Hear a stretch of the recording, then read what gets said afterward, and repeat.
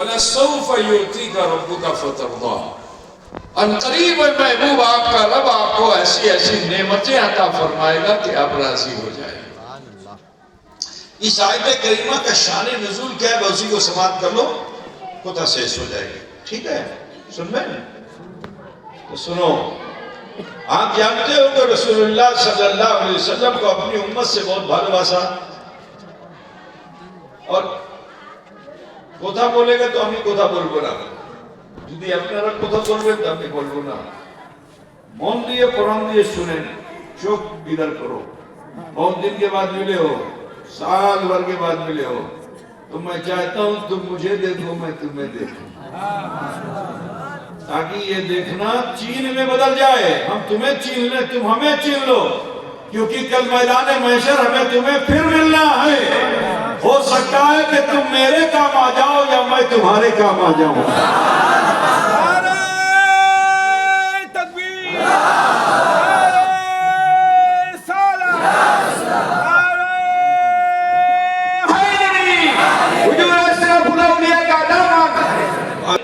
آپ جانتے ہو کہ رسول اللہ کو سب سے زیادہ بھالواسا کس سے ہے معلوم ہے؟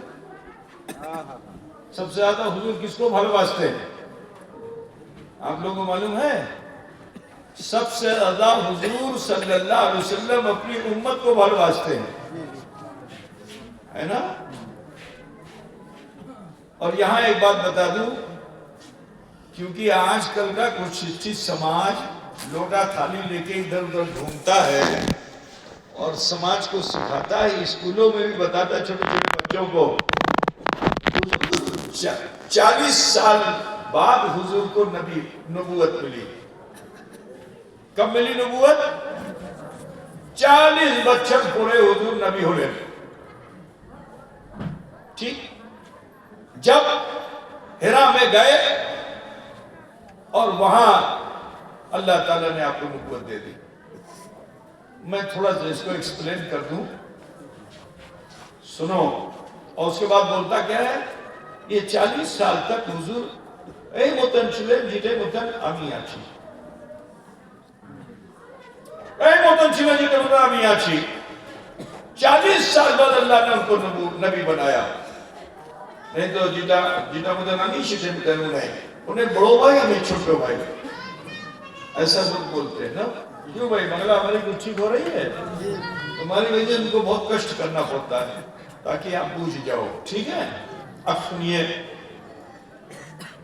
مولانا کرامت صاحب اور ان کے رفقا یہاں مدرسے میں پڑھاتے ہیں، تو جو شکشک ہوگا وہ اپنے اسٹوڈنٹ کو بولے گا نہیں کیا ہمارا چھترو بولبے نا، جنہاں مسجد میں امام آچھیں تینہیں بولبے ہیں کہ مومن گیرام کا مانوش آمد مقتدی کی بولبے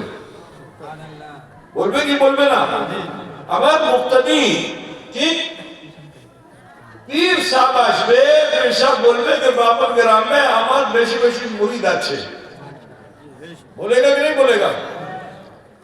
لیکن کوئی پیر صاحب تمہارے وہاں ہیں اور یہ کہیں کہ ایٹا ہمار مرید سدو مرید نہیں ایٹا ہمار امتی بولتے پڑے؟ بولو، کوئی امام یہ بولے کہ سدو ایٹا ہمار مقتدی نہیں ہمار امتی بولتے پڑے؟ کوئی ٹیچر اپنے اسٹوڈنٹ کو بول سکے گا کہ یہ میرا امتی ہے؟ بولو بھائی، تو پھر امتی کون بولے گا؟ ٹیچر اپنے اسٹوڈنٹ کو اسٹوڈنٹ بولے گا، امام اپنے پیچھے پڑھنے والے نمازیوں کو مقتدی بولے گا، پیر صاحب اپنے مریدوں کو مرید بولیں گے، پھر امتی کون بولے گا؟ بولو بھائی، تمہیں سے جواب مانگتا ہوں، امتی کون بولے گا؟ جو نبی ہوگا، جو نبی ہوگا وہ امتی بولے گا، ٹھیک ہے نا؟ اپنے ماتحت کو امتی بولے گا۔ تو یہ بتاؤ کوئی انکار کرے گا؟ رسول اللہ جب دنیا میں تشریف لائے تھے تو سجدے میں آپ گئے تھے، وہاں کون سی تسبیح پڑھی تھی؟ سبحان ربی الاعلیٰ، سبوح قدوس ربنا و رب الملائکۃ والروح، کیا پڑھا تھا؟ ارے بولو بھائی رب حبلی امتی اللہ میری امت کو میرے لیے ہبا فرما دے. تو اب مجھے بتاؤ جو لوگ یہ کہتے ہیں کہ نبی کو 40 سال بعد نبوت ملی وہ رسول اللہ پر الزام لگا رہے ہیں کہ نہیں لگا رہے ہیں؟ ارے بولو عیب سمجھتے ہو نا؟ نبی پہ عیب لگا رہے ہیں نا؟ نبی چھیننا ایسا بولتے ہیں تو ایسا بولنے والے کو مسلمان سمجھو گے؟ نہیں. ارے زور سے بولو. جو نبی کی شان میں کھوتی کرے اس کو تم مسلمان بولو گے؟ میرا رسول پیدا ہوتے ہی سجدے میں سر دیا انہوں نے اور دعا کیا کی رب حبلی امتی اللہ میری امت کو میرے لیے ہدایت فرما دے. تو پتا کیا چلا کہ ماں کے شکم سے دنیا میں آتے ہی میرا مصطفیٰ اپنی نبوت کے ساتھ آیا. یہاں میں ایک بات بتا دوں کہ اللہ نے سارے رسولوں میں ہمارے مصطفیٰ کو فضیلت دی ہے نا؟ سارے رسولوں میں سب سے زیادہ فضیلت مند کون؟ لیکن کوئی بھی نبی اس وقت تک نہیں ہو سکتا جب تک کہ وہ دنیا میں پیدا نہ ہو انسان کی صورت میں. مانوش ہوگا تو نبی ہوگا. اللہ رسول تو فرشتوں کو بھی بناتا ہے. جبریل علیہ السلام رسول ہیں نبی نہیں ہیں. نبی کون ہوگا؟ نبی وہی ہوگا جو بشر ہوگا. بشر بوجھتا ہے نہیں بچہ منش انسان. نبی وہی ہوگا جو انسان ہوگا. تو آدم سے لے کے عیسیٰ تک جتنے 1,24,000 کم و بیش انبیاء کرام ہوئے یہ پہلے انسان ہوئے پھر نبی ہوئے. پہلے منش ہوئے پھر نبی ہوئے. لیکن اللہ نے اپنے حبیب کو ان سے الگ رکھا. سب تو پہلے مانوش ہوں گے پھر نبی ہوں گے. لیکن میرا مصطفیٰ وہ ہے کہ پہلے نبی ہوگا پھر بشر ہوگا. اور مصطفیٰ فرماتے ہیں کہ کن تو نبی و آدم و بین الجسد و روح. ترمذی شریف کی حدیث ہے کہ میں اس وقت بھی نبی تھا کہ جب آدم مٹی اور پانی کے بیچ میں تھے. ابھی تو صدائی بھی نہیں ہوئی تھی. ابھی تو مجسمہ بنا بھی نہیں تھا. اب میرے رسول نبی تھے. کو دفعہ بجھتے چلا وہ رسول جو اپنی امت کے لیے اتنی فکر رکھتے ہیں. اور جانتے ہو مکے سے مدینے آگے فکر وہی ہے. راستے میں بھی دعا یہی کر رہے ہیں. مسجد نبی پہنچے مدینے منورہ پہنچے قبا بنائی فکر یہی ہے. مسجد نبی بنائی فکر یہی ہے. میری امت میرے لیے ہبا فرما دے. میں یہاں ایک بات عرض کرنا چاہتا ہوں کہ ہر نبی کی دعا کو اللہ تعالیٰ نے قبول فرما لیا چاہے سمے چاہے جتنا لگا ہو. کیونکہ نبی کے اشارے کی کائنات کا نظام چلتا ہے. کائنات کا نظام چلتا ہے. اب میرے نبی کے لیے تو اللہ فرماتا ہے لولا کلمہ خلقت الافلاک والارضین. اے محبوب اگر آپ کو پیدا نہ کرتا تو نہ آسمان بناتا نہ زمین بناتا. سبحان اللہ.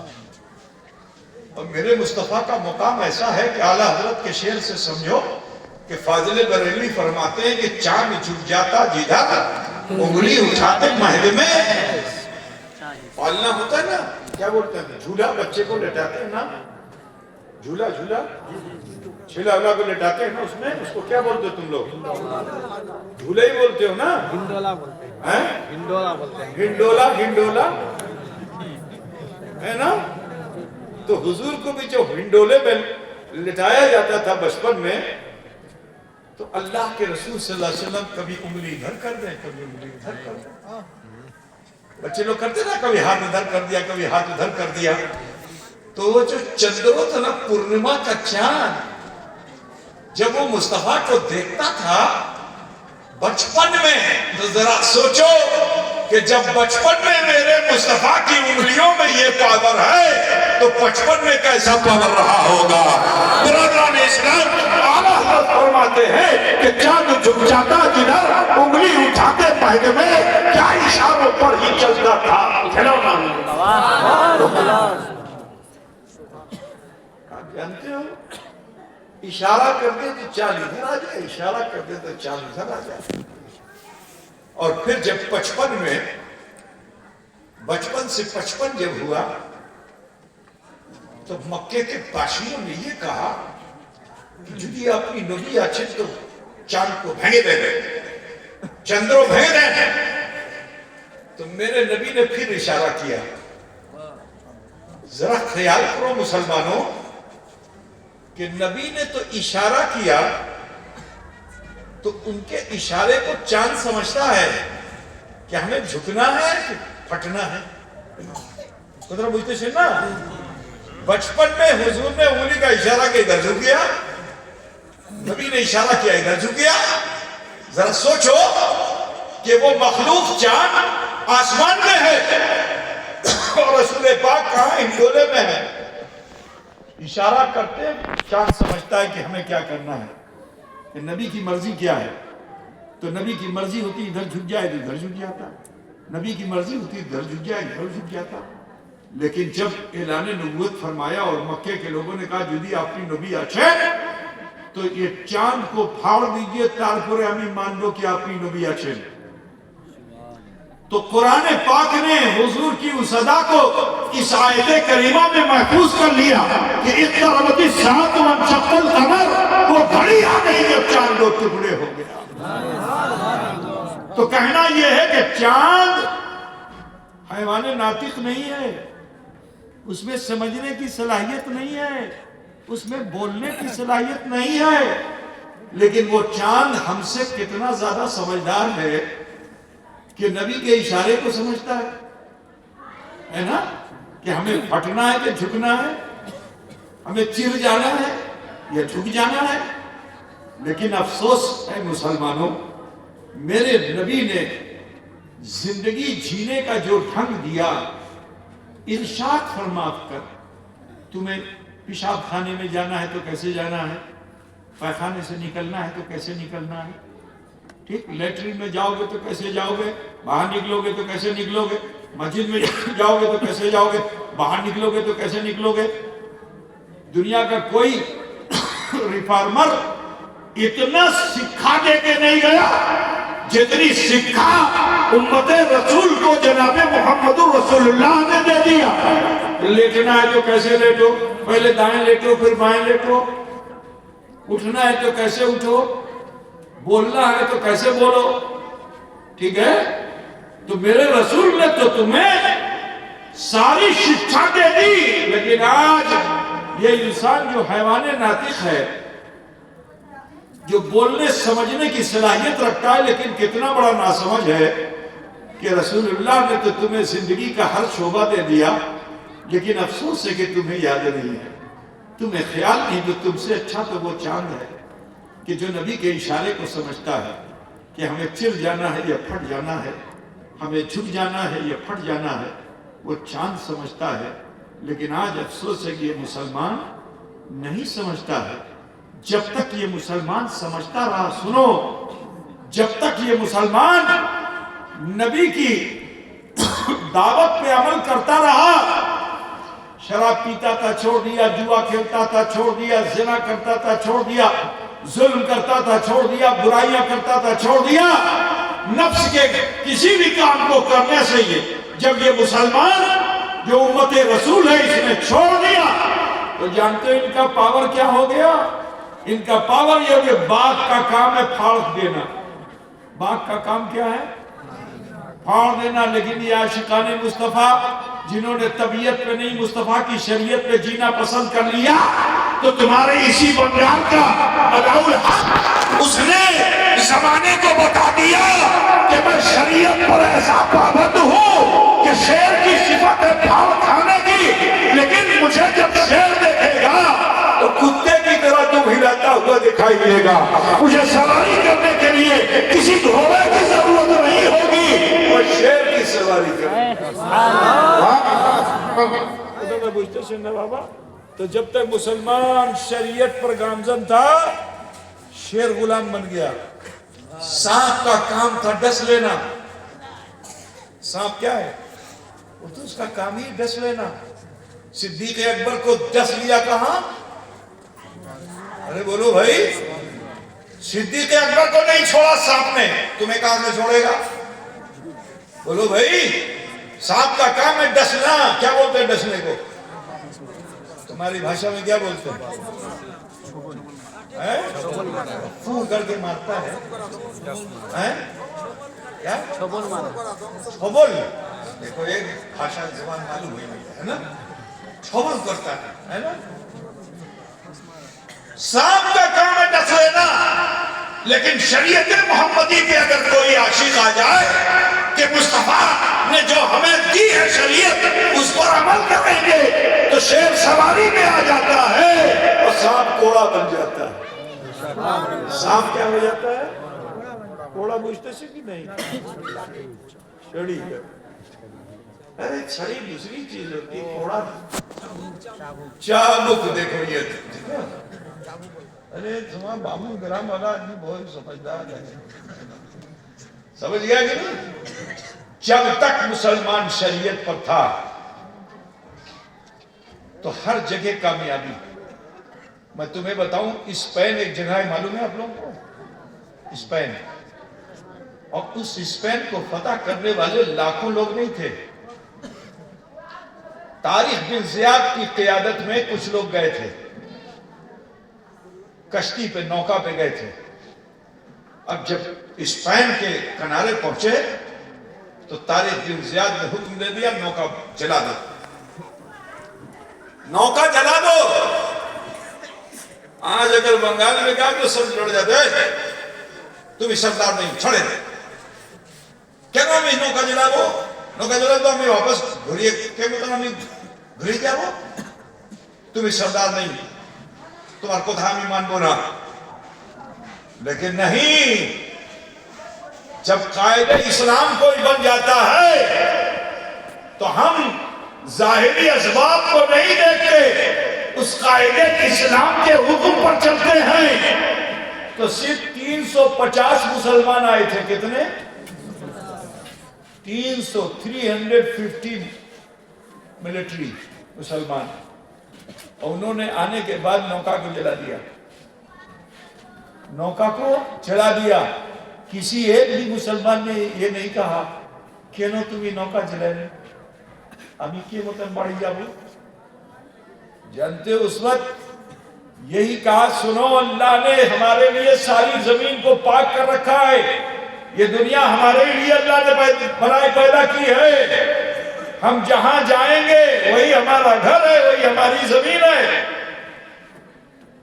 तो हजरत तारिक बिन जियाद के इस कहने पे नौका जला दी, तो स्पेन जैसी जगह पर मुसलमानों ने 350 मुसलमानों ने उस मुल्क के ऊपर कब्जा कर लिया, क्योंकि वो तबीयत पे नहीं गए थे, मुस्तफा की दी हुई शरीयत पे गए थे। लेकिन एक बात बताता हूं, 800 साल तक हुकूमत किया उस कौम ने, 800 बच्चर। लेकिन इस 800 साल में धीरे धीरे करके जैसे जैसे माल पानी आने लगा, टका पैसा आने लगा, बिस्तर अच्छा मिलने लगा, घर बाड़ी अच्छी बनने लगी, तो जब ये आराम मिलने लगता है तो मुसलमान दीन से दूर होता है। काफिर को आराम मिलेगा, वो और ज्यादा पूजा करेगा। वो सुबह फूल चढ़ाएगा तो गुबार में पानी गिराएगा, तो दान करेगा, पुण्य करेगा अपने मजहब के हिसाब से। जैसे जैसे दुनिया उसको मिलती चली जाएगी, वो अपने भगवानों से बहुत करीब होता चला जाएगा। लेकिन मुसलमान को जैसे जैसे दौलत, दीन, आराम, आसाइश दुनिया में मिलती चली जाएगी, वैसे वैसे ये मुसलमान बेदीन होता चला जाएगा। ये दुनिया, ये इंसान दौलत से भालोबासा करने लगेगा, दौलत से प्यार करने लगेगा। और जब आप दौलत से प्यार करने लगते हो तो ईमान कमजोर हो जाता है। मेरे रसूल ने फरमाया, दुनिया लिल मोमिन सिजनुन, ये दुनिया मोमिन के लिए कैद खाना है, वो जन्नतुल लिल काफिर। मोमिन के लिए दुनिया कैद खाना है। जब तक कैदी की जिंदगी जियोगे दुनिया में कामयाब रहोगे, लेकिन अगर तुमने इसे جنت کی طرح جینا چاہا، جنت میں جتنے آرام ہیں سب دنیا میں ہم لے لے، کمزور ہوتے چلے جاؤ گے۔